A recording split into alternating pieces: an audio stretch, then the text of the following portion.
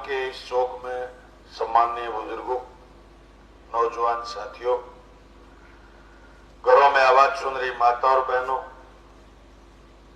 मंच पर बैठे यहाँ के पूर्व सरपंच साहब देवीलाल जी, भाई संदीप देनवास, भादरा से मेरे साथी बार संघ के पूर्व अध्यक्ष सुरजीत बिजारनिया, चंद्र प्रकाश जी, जहांगीर सरपंच सागड़ा और साथी रोहतास सोलंकी, मंच पर बैठे इंडिया गठबंधन के तमाम लोगों का मैं धन्यवाद करना चाहूंगा कि चुनाव कैंपेन लगातार हमारा जारी है।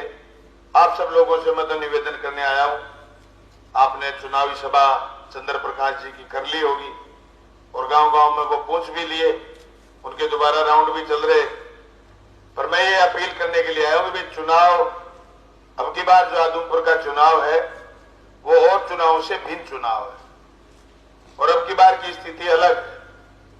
आप सब लोग बड़े हौसले के साथ लगे तो ये सीट आप जीत सकते हैं और इस हिसाब से जीत सकते हैं कि चंद्र प्रकाश जो कैंडिडेट है वो भव्य बिश्नोई की बदौलत मजबूत कैंडिडेट है। इसलिए मजबूत है कि आप जिस दिन मुंह खोलोगे काम के लिए तो आपके होठ की भाषा पढ़ के बता देगा कि ये आदमी ये चीज चाहता है, इसका काम चंडीगढ़ में होगा या हिसार में होगा, कहीं होगा, फोन पर आपके काम हो जाएंगे।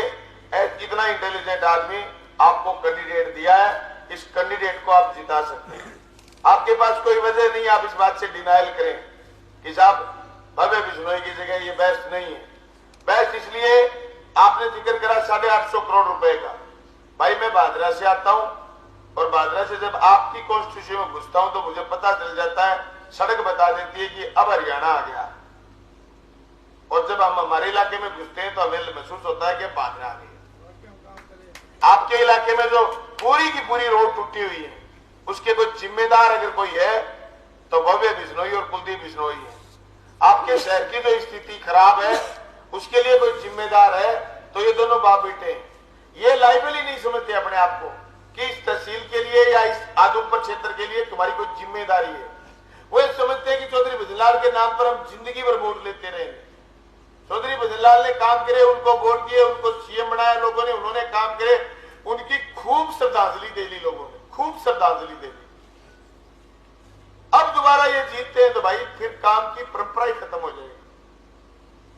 ये रिवाज ही नहीं बचेगी कि एमएलए कोई काम कर सकता है, एमएलए कोई काम की चीज होती है। फिर तो ये हो जाएगा कि साहब जिसके पास पैसा ज्यादा है, जिसके पास नाम बड़ा है वो जीतेगा, आम जनता का कोई लेना देना ही नहीं। दोस्तों आज 5 साल 6 साल पहले एक जिक्र चालतो, वो जिक्र चालतो कर रात में चोटी काटना हमें और लोग ये चोटी काटते हैं।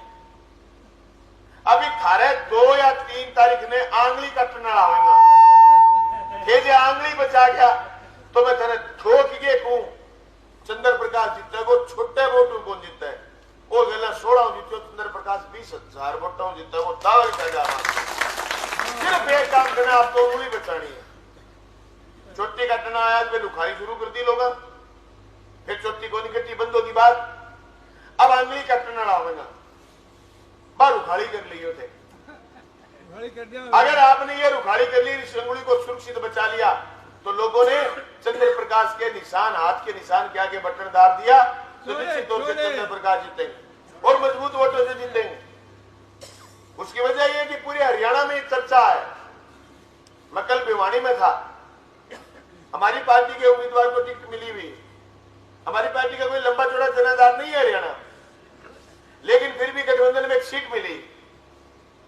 वहां किसानों की पंचायत थी कोट गांव में, किसान इकट्ठे हुए थे जिनके यहां से पेट्रोकेमिकल्स की लाइन निकल रही है और जिनके ऊपर हाई वोल्टेज के तार निकल रहे हैं, बिजली के खंभे लगे हुए।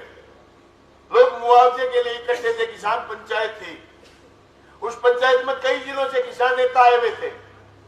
उनका ऑब्जर्वेशन ये था कि भारतीय जनता पार्टी को हराने के लिए पूरी किसान सरदारी और किसान के साथ मजदूर जो ये बात समझता है कि अगर खेती नहीं बचेगी तो तू नहीं बचेगा, सब एकजुट है और भारतीय जनता पार्टी को नेस्तनाबूद करेंगे इस चुनाव में, ये तय कर लिया है लोगों ने।